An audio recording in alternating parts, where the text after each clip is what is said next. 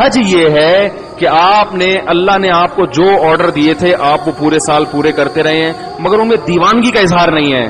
اللہ کہتے ہیں کہ زندگی میں ایک دفعہ احرام باندھ کے آؤ، پراپر ڈریس پہننے کی اجازت نہیں ہے، اور دیوانوں کی طرح بیت اللہ کے گرد چکر لگاؤ، صفا مروہ میں دوڑو. حالانکہ کون سی بات ہے بھائی، دوڑنا تو کوئی عبادت نہیں کہلاتی نا. اللہ نے کہا دوڑو، بیت اللہ کے غلاف سے لپٹ کے، بیت اللہ کے دروازے سے اپنے رخسار کو رگڑ کے میرے سامنے رو، جیسے محبوب کسی سے لپٹ کے محبت کا اظہار کر رہا ہوتا ہے. میدان عرفات میں مٹی میں اپنی ناک کو رگڑو. تو یہ جو اللہ نے عبادت کا ایک خاص طریقہ رکھا ہے، یہ طریقہ صرف ان کو سمجھ میں آئے گا جو دیوانوں کی طرح اپنے رب سے محبت کرتے ہیں. جن کی طبیعت میں دیوانوں والی محبت نہیں ہے، وہ اس طریقے کو، اس طریقہ عبادت، یہ والا طریقہ ان کی سمجھ میں نہیں آئے گا. تو کہیں گے یہ کیا ہے بھائی، ہم 3 پیس سوٹ ٹائی پہنا کرتے تھے، اللہ میاں نے بولا ایک دھوتی پہنو اوپر سے ایک چادر.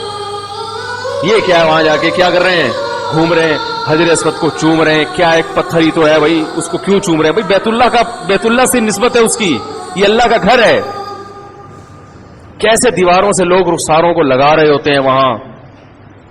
وہ شعر یاد آتا ہے، امر من الدیار دیار لیلا اقبل ذا الجدار وذا الجدار وما حب الدیار شغفن قلبی ولكن حب من سکن الدیار. جو مجنوں تھا نا، وہ لیلا کے گھر در و دیوار، اس زمانے میں محبوبائیں پردہ کیا کرتی تھیں، ٹھیک ہے نا، ڈیٹ ویٹ کا سسٹم ایجاد نہیں ہوا تھا، موبائل پہ ایزی لوڈ اور یہ سب مس کالیں چلتی نہیں تھی. کبوتر بازی ہوتی تھی، وہ کبوتر لے کے آیا، وہ کبوتر بعض وقت کہیں اور بھی چلا جاتا تھا، ٹھیک ہے. بڑی پرابلم تھی.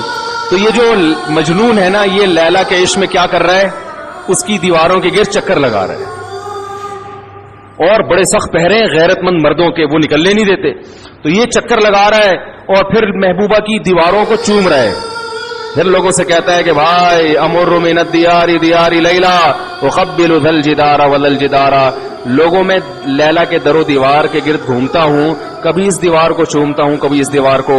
لوگوں اتنا پاگل نہیں ہوں کہ مجھے دیواروں سے محبت ہو گئی ہے. وما حب الدیار شغفن قلبی. تم مجھے دیکھ کر پہلے ہی مجنوں کے تانے مجھے مل رہے ہیں، لوگ دیوانہ کہہ رہے ہیں، پاگل کہہ رہے ہیں. اللہ کی قسم اتنا پاگل نہیں ہو کہ دیواروں سے محبت ہو جائے. ولكن حب من سکن الدیار. ان دیواروں کی نسبت جس محبوب کی طرف ہے، اس محبوب کی محبت نے مجھے دیواروں کو چومنے پر مجبور کر دیا ہے. یہ رشتہ ختم ہو جائے. یہ دیواریں میری نظر میں 2 ٹکے کی نہیں ہیں.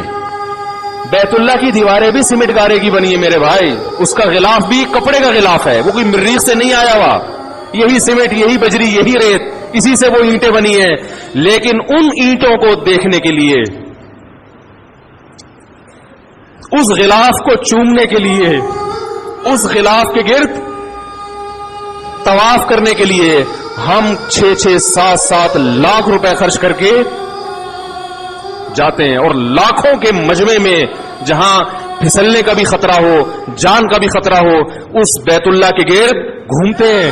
اس کی وجہ بھی یہی ہے کہ ہمیں ان دیواروں سے محبت نہیں ہے. ان دیواروں کی نسبت کس کی طرف ہے؟ خالق کائنات. اس نے کہہ دیا کہ یہ کس کا گھر ہے. رہتا بھی نہیں ہے وہ، وہاں پہ رہتا بھی نہیں ہے، بنایا بھی انسانوں نے اس کو. لیکن رب نے کیا کہا؟